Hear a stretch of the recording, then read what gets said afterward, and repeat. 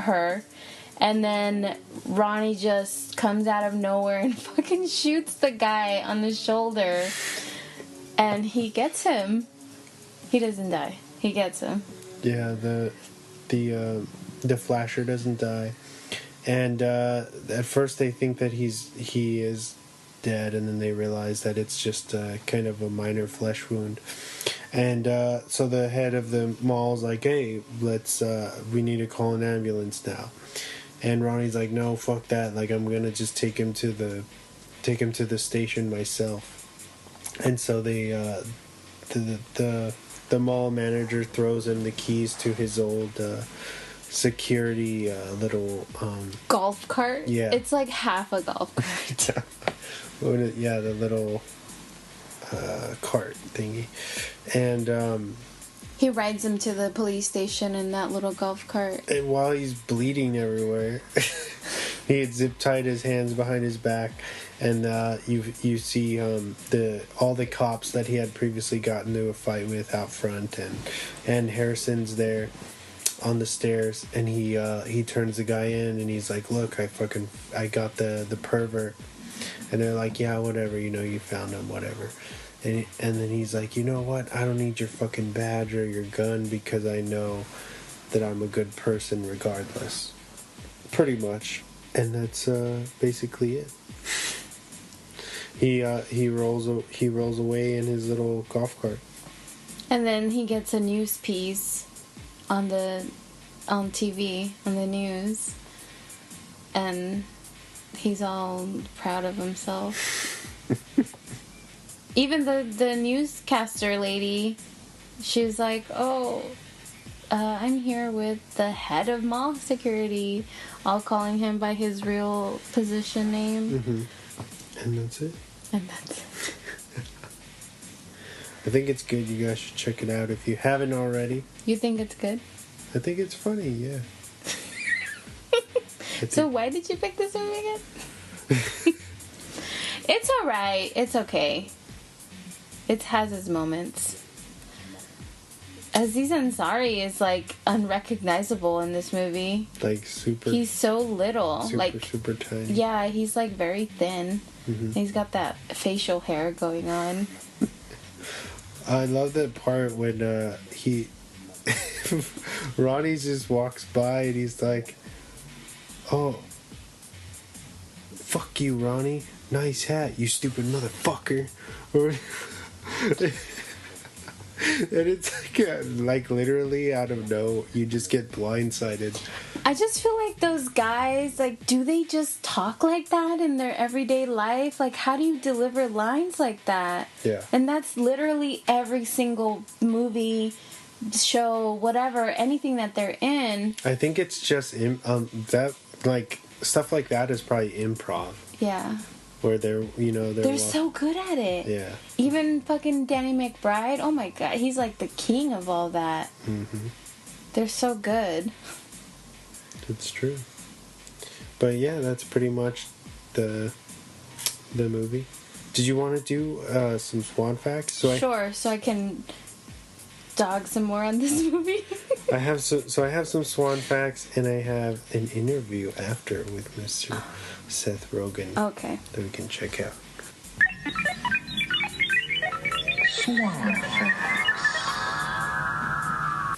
Alright, so the film was shot in New Mexico, and this location actually influenced Seth to lose weight due to his breathing problems while shooting in the area. Because I guess the air is very thick down there. Paul Blart Mall Cop was actually shot at the same time as this picture. Both productions kept in touch to avoid making the films too similar. Seth actually broke a stuntman's nose during one of the fight scenes, but on accident, obviously. Warner Brothers thought the film went too dark in some areas and demanded a lighter version be released, but after poor test screenings of the edited version, they then agreed to let the dark version be released. Of course. Because it doesn't, like, you either go all the way or you just don't do it at all. Like, the movie is shit. Well, you think it's shit. I don't think it's shit. I just think that it's alright. The character Nell is actually Colette Wolfe, wife of writer-director Jody Hill. Oh, no way. Mm-hmm. That's his wife? In Germany, the title of the film was changed to The Shopping Center King, since Observe and Report is linked to surveillance, which is, I guess... Oh, yeah, that's no. In Germany, yeah. Big Brother is watching. Jody Hill has he actually wrote the character of Ronnie initially for Danny McBride, but the studio asked for Rogen due to him being a bigger name at the time. The end of the film is very similar to the conclusion of Copland, which also stars Ray Liotta.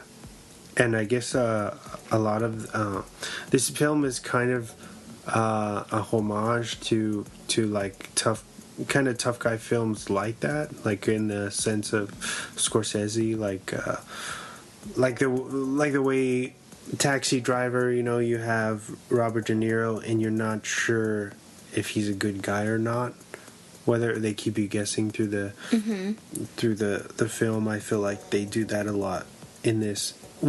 Even though it's from a different, standpoint. But in this point, there are actual moments where you do see that Ronnie is a good guy.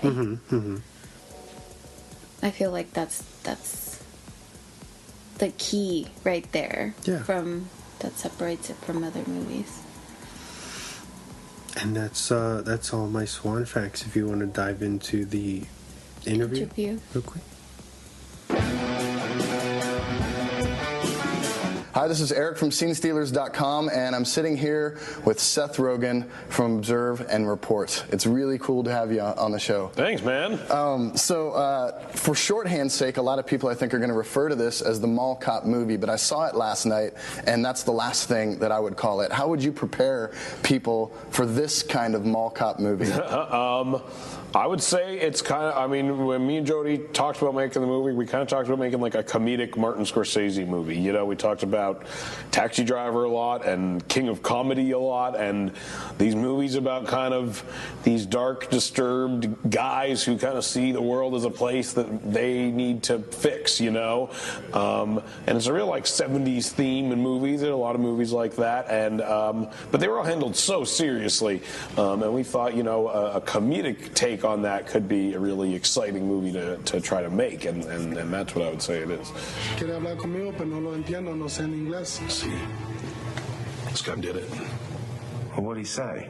I don't know. I don't speak Spanish. So do you think that Ronnie is like Travis Bickle? Is he God's lonely man? Is he on a quest to change things? I think he is. In a lot of ways, it's very similar, and there was kind of the taxi and Taxi Driver was kind of used as like, the window through which he viewed the world, and it's kind of the mall, and this movie is kind of the window through which I view the world, and it's kind of these like microcosms of society as a whole, and there's a lot of similarities, definitely. So the script, it seems like I read somewhere that it was a little hard to push the script through, and that you actually had to throw your weight around a little bit. A little bit.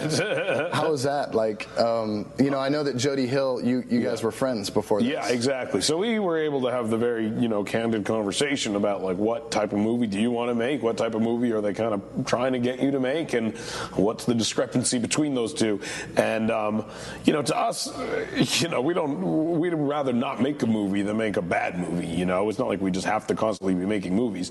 So we just basically went into the studio and said, if you want us to make this movie, then it has to be this version, and if it's not that version, then we're more than happy to just not make the movie. And they said, okay, we'll let you make that version. And that didn't necessarily mean that they would, actually let us edit that version together and show that version to people, but they did ultimately, because it became clear as soon as they tried to change what the movie was, it just stopped working, Right. It's not a movie that is halfway what it is. It's a movie that's very committed to what it is, and to futz with that is detrimental in a major way, and they understood that. So even when you're playing a fringe character, though, you're still Seth Rogen. So do you think that having you in the lead role helped the studio through a little bit of that, so that they thought the audience would still like you? Or yeah, well, I think definitely they thought, it's a cheap movie for one. I mean, it's a $25 million movie, so to Warner Brothers, that's not a whole lot of money. I'm in it, so to them that insanely adds some kind of cachet to it. So you kind of put those two things together, and you can get away with a lot more than you would normally be able to get away with.